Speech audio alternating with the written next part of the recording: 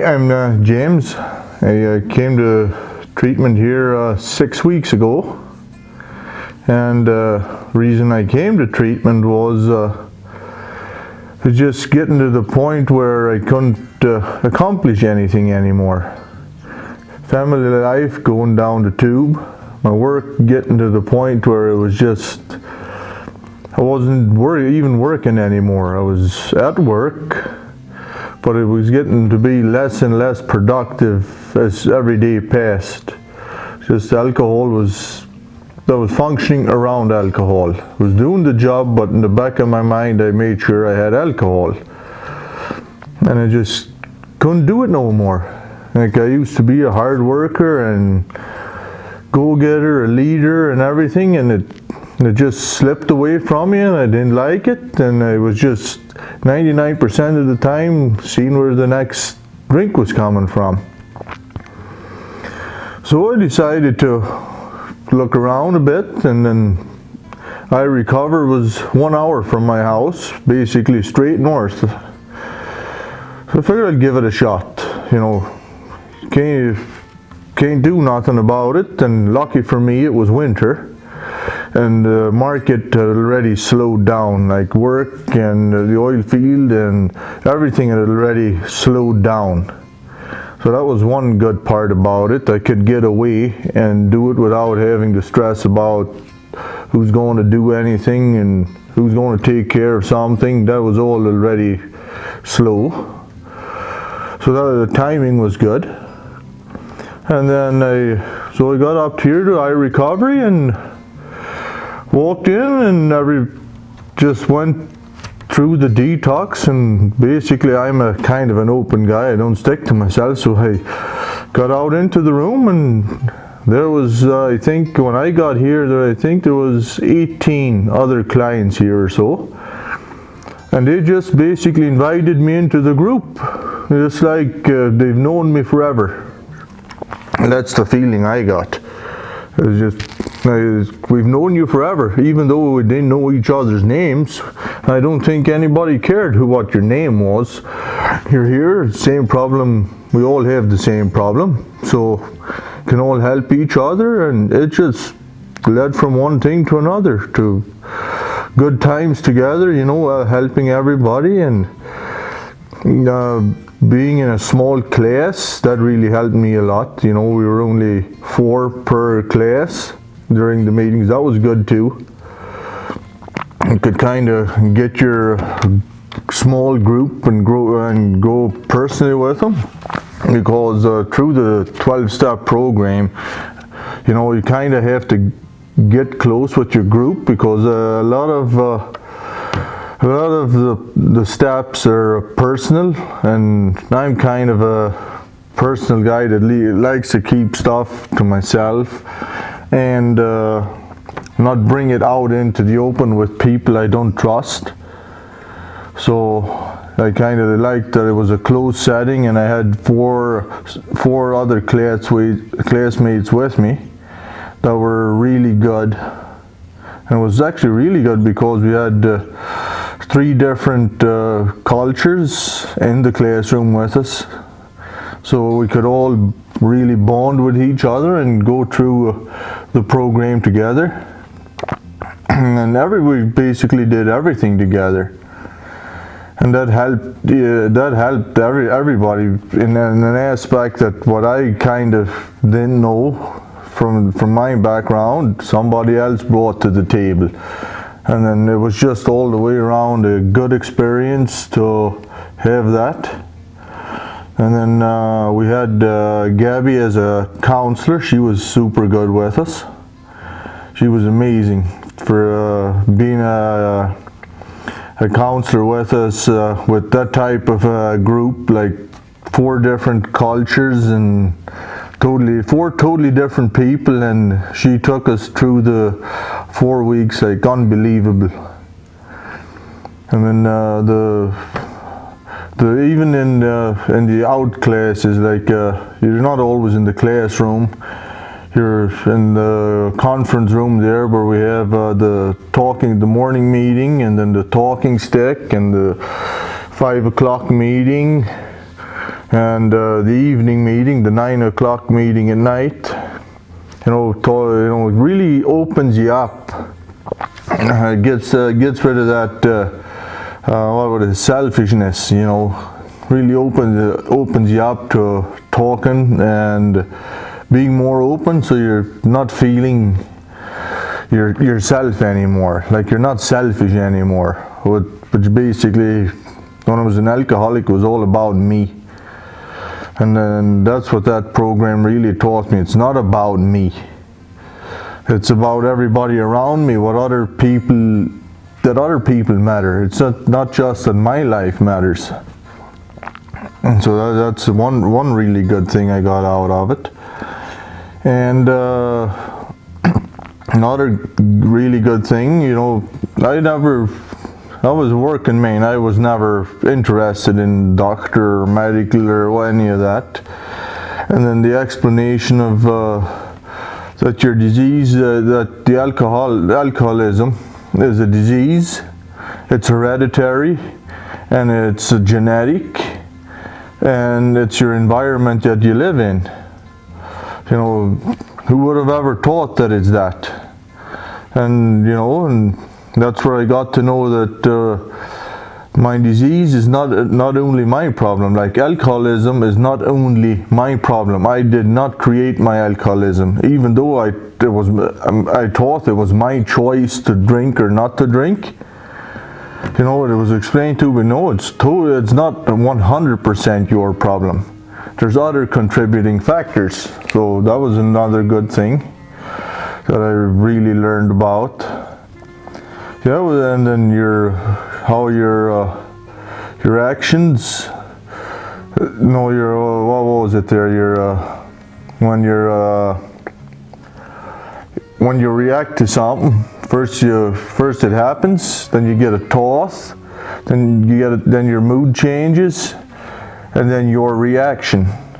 And if you change any one of those three, your thoughts and your mood and your action, any one of those three, if you just change them a real bit, your whole life will change. Just put a billionth of a split second in between what you perceive and what you think will change your whole life. And then I stayed after I completed the first 4 weeks, the 12-step program. I stayed for CBT, cognitive behavioral therapy, just because I thought I didn't have enough knowledge about the mind, how the mind works and how your thinking works. If you're an alcoholic, you're always self-centered, you're always thinking about yourself. And I was a little bit skeptical about relapse. I did not want to relapse. And the first thing they told me in my last week of the program was, if you start feeling down and don't get yourself picked up, just go and start feeling down, you're already on the path to relapse. The last thing in relapse is taking a drink. You've actually relapsed 4 or 5 days before that. So I really figured I needed the CBT to show me and teach me how to think positive, and that in anything negative there is still something positive in there. So that even if you do think negative, or if your family member passes away, or if there's an accident, stuff like that, where your mood just drops and you're starting to feel hopeless, or why did this happen? That you can pick yourself up, that you have tools besides alcohol to get you through it.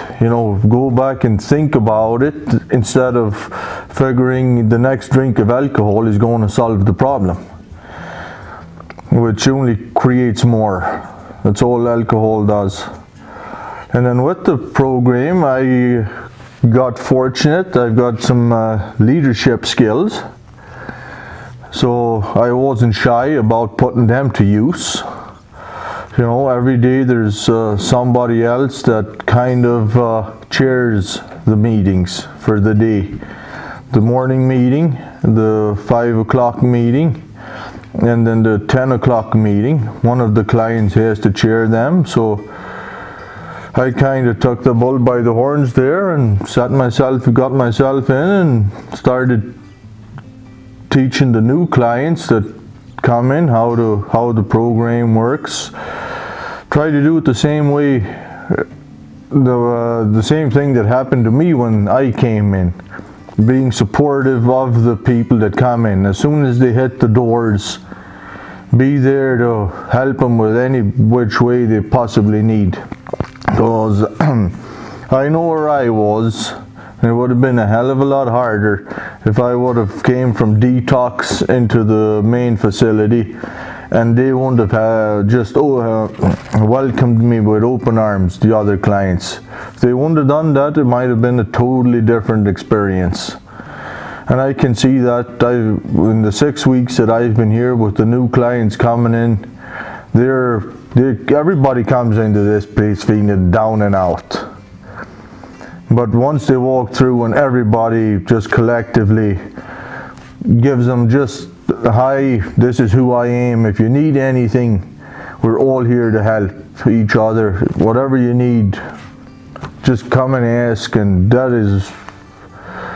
that's super most important thing, I think, is that first day when you get out of detox into the main program, into the starting the 12 steps, is as soon as you go from there to there and everybody welcomes you.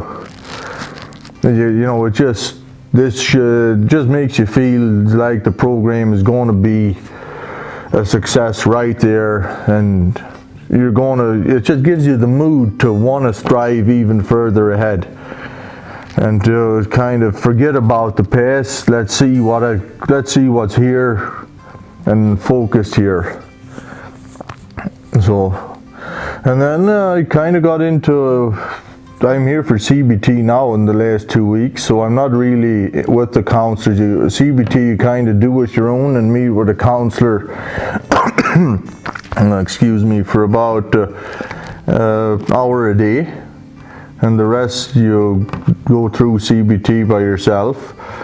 So I've kind of one of the staff here, Ken, he got me started up on hosting the How It Works meeting in the morning.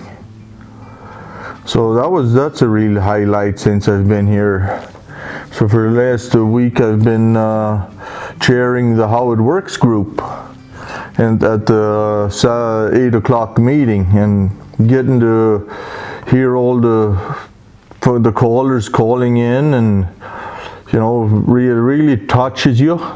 You know, that you figure if you're there being the host of the meeting, that you're a lifeline to other people.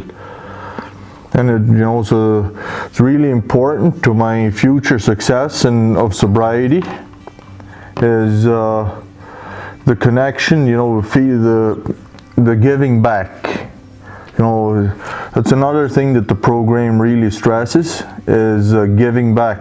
You know, going out to the next alcoholic and trying to convince him to come to the sobriety side, and supporting your fellow alcoholics no matter where they went to treatment. It doesn't matter where they went. If they're in treatment and have the disease, support them.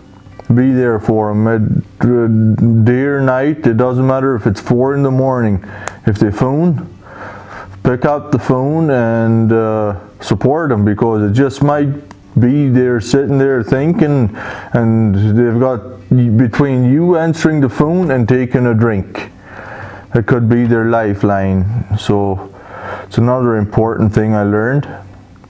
Even if you know, right now there's a lot of telemarketers phoning around. The first thing you do is check the number.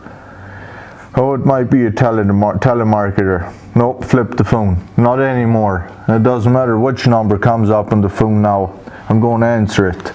Just might be somebody that needs to talk, that needs just an uplifting. So, yeah, I had a very positive experience, and it really boosts my confidence that I can stay sober.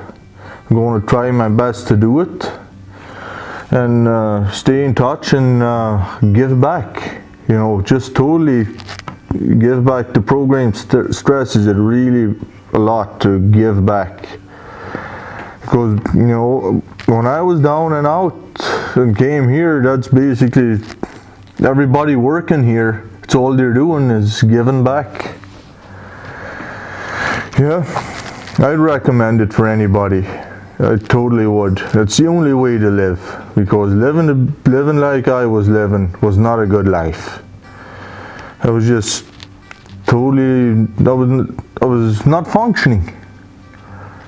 You know, I was just being alive, breathing air. It just got to the point where showed up at work and was useless. So, and that's about all. That's about all.